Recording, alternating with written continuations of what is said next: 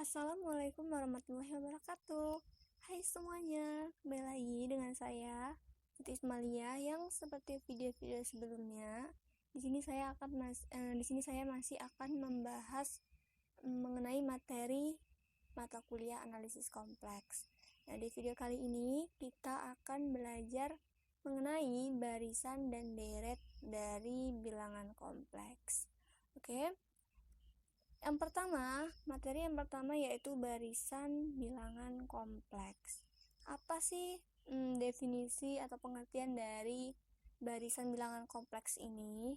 Nah, jadi barisan bilangan kompleks merupakan urutan bilangan kompleks yang dibentuk dengan pola tertentu.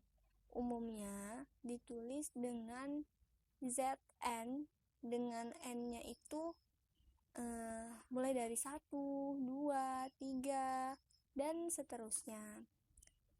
Kemudian untuk contoh bentuk dari barisan bilangan kompleks itu ada dua. Bentuk yang pertama yaitu Zn sama dengan I pangkat n. Ya, jadi Zn itu sama hasilnya dengan I dipangkatkan dengan n. Kemudian untuk bentuk yang kedua, Zn sama dengan 2n dikurang I per n ditambah 2I. Oke, untuk bentuk yang kedua yaitu Zn sama dengan 2n dikurang I dibagikan dengan n ditambah 2I. Nah, jadi barisan bilangan kompleks ini terdiri dari baris konvergen dan baris divergen. Apa sih baris konvergen dan baris divergen ini? Nah, yang pertama yaitu ada baris konvergen. Nah, baris konvergen ini barisan Zn itu dikatakan konvergen jika terdapat suatu bilangan Z sehingga limit n mendekati tak hingga dari Zn sama dengan Z. Ciri-ciri dari barisan bilangan kompleks itu apa-apa aja? Jadi ada dua ciri dari suatu barisan dikatakan konvergen. Ciri yang pertama, bila nilai n bertambah besar dengan nilai suku-suku barisan semakin kecil, maka barisan itu dikatakan baris konvergen. Dan yang kedua, menuju ke nilai tertentu. Oke. Kemudian kalau barisan konvergen itu memiliki ciri n-nya bertambah besar dengan nilai suku-suku barisnya semakin kecil dan menuju nilai tertentu, bagaimana dengan barisan divergen? Jadi baris divergen itu juga memiliki ciri-ciri. Jadi suatu barisan Zn dapat dikatakan sebagai baris divergen apabila nilai n bertambah besar dengan nilai mutlak suku-sukunya juga bertambah besar atau menuju tak hingga. Kemudian untuk ciri yang kedua, suatu baris Zn dikatakan divergen apabila suku-sukunya berosilasi di 2 titik atau lebih. Oke, selanjutnya kita masuk ke contoh soalnya untuk lebih memahami materi dari barisan bilangan kompleks ini. Nah, jadi contohnya tentukan beberapa suku pertama dari barisan Zn sama dengan I pangkat n dan apakah termasuk baris konvergen atau divergen. Gitu ya. Jadi kita disuruh menentukan beberapa barisan dari Zn sama dengan I pangkat n itu. Kemudian kita disuruh menentukan apakah barisan itu dikatakan konvergen atau divergen. Gitu ya. Jadi ingat bahwa I kuadrat sama dengan -1. I itu kan akar negatif 1, ya kan? Nah, maka kalau dikuadratkan akar negatif 1 dikali akar negatif 1 kan akarnya hilang. jadi tinggal min 1. Kemudian tadi Zn sama dengan I pangkat N. Nah, N-nya itu kan dari 1, 2, 3, dan seterusnya. Gitu ya kan. Nah, kita ambil dulu N sama dengan 1. Terserah mau berapa ya. Kita ambil terserah mau sampai berapa gitu. Jadi kita ambil dulu N sama dengan 1. Maka Z1, Zn sama dengan I pangkat N itu menjadi Z1 sama dengan I pangkat 1 sama dengan I. Kemudian untuk N2-nya, maka kita masukkan N-nya sama dengan 2. Z2 sama dengan I pangkat 2 sama dengan min 1. Ingat ya, I tadi akar negatif 1. Ya. Kemudian untuk N sama dengan 3, kita masukkan N-nya sama dengan 3. Z3 sama dengan I pangkat 3. Maka sama dengan min I. Jadi akar negatif 1 dikali akar negatif 1 dikali akar negatif 1 itu hasilnya adalah min I. Ya, kemudian untuk N sama dengan 4, kita masukkan N-nya sama dengan 4, maka Z4 sama dengan I pangkat 4 sama dengan 1. Dan seterusnya. Terserah mau sampai berapa, kan di sini disuruh menentukan beberapa aja. Gitu ya. Nah, jadi didapatlah barisan dari barisan atau suku pertama dari barisan Zn sama dengan I pangkat N itu adalah I, kemudian min 1, min I, 1, I, min 1, min I, kemudian ada 1 dan seterusnya. Gitu ya. Jadi Z pangkat N sama dengan I pangkat N merupakan barisan divergen. Kenapa dikatakan barisan divergen? Karena berosilasi. Gitu ya. Oke, selanjutnya kita masuk ke materi yang kedua. Kalau tadi kita sudah belajar mengenai barisan, maka kalau ada barisan maka ada deret. Nah, begitu juga dengan bilangan kompleks. Ada yang namanya deret bilangan kompleks. Apa pengertian dari deret bilangan kompleks ini?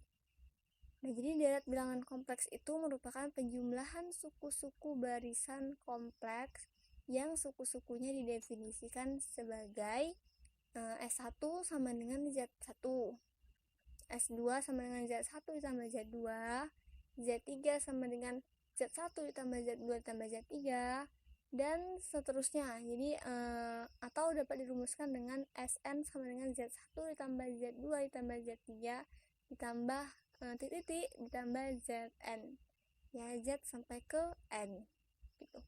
Nah, jadi deret bilangan kompleks ini juga dapat dinyatakan dalam bentuk limit N mendekati tak hingga dari Sn sama dengan sigma N sama dengan 1 sampai ke tak hingga dari Zn. Gitu ya. Selanjutnya ada teorema dari deret bilangan kompleks ini.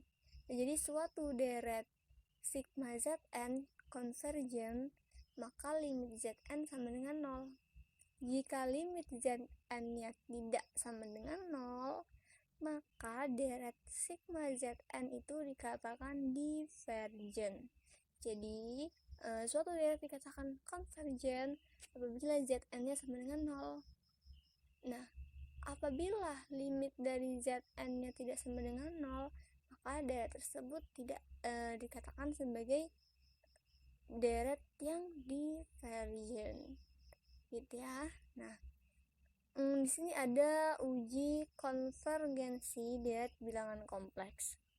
Ada 2 uji. Yang pertama yaitu uji rasio dan uji deret berganti tanda. Yang pertama itu uji rasio. Nah, dalam uji rasio ini, apabila sigma Zn adalah deret yang suku-sukunya tak negatif, dan andaikan dan apabila limit N mendekati tak hingga dari Zn ditambah 1 per Zn sama dengan rho, maka jika rho-nya itu lebih kecil dari 1, maka ini dikatakan sebagai deret konvergen. Nah, jika rho-nya lebih besar dari 1, maka dikatakan sebagai deret divergen. Gitu ya. Nah, jika rho-nya sama dengan 1, maka deret ini kemungkinan merupakan deret yang konvergen atau divergen. Gitu ya. Kemudian ini kan tadi uji rasio ya, yang suku-sukunya tidak negatif gitu ya kan. Nah, ada yang namanya uji deret berganti tanda. Jadi diketahui suatu deret sigma min 1 pangkat n dikali zn dikali zn lebih besar sama dengan 0 ya apabila limit n mendekati tak hingga dari zn sama dengan 0 dan zn ditambah 1 lebih kecil sama dengan zn untuk setiap m yang lebih besar dari suatu bilangan bulat m tertentu, maka deret tersebut dikatakan konvergen. Baiklah, langsung kita masuk ke contoh soalnya untuk lebih memahami mengenai deret dari bilangan kompleks. Oke, contoh soalnya. Tentukan kekonvergenan dan deret dari sigma n sama dengan 0, sigma n sama dengan 0 sampai tak hingga dari 3n dikali 2i pangkat n. Ya, penyelesaiannya berarti di sini kan kita sudah menentukan konvergenan dan deretnya gitu ya kan. Maka ini menggunakan uji rasio yang rumusnya adalah rho sama dengan limit n mendekati tak hingga dari zn ditambah 1 dibagi dengan zn. Kita masukkan saja zn nya itu zn ditambah 1 nya itu berapa, yaitu 3 dikali n ditambah 1 dikali 2i pangkat n, kemudian dibagikan dengan zn nya. Zn nya adalah 3n dikali 2i pangkat n.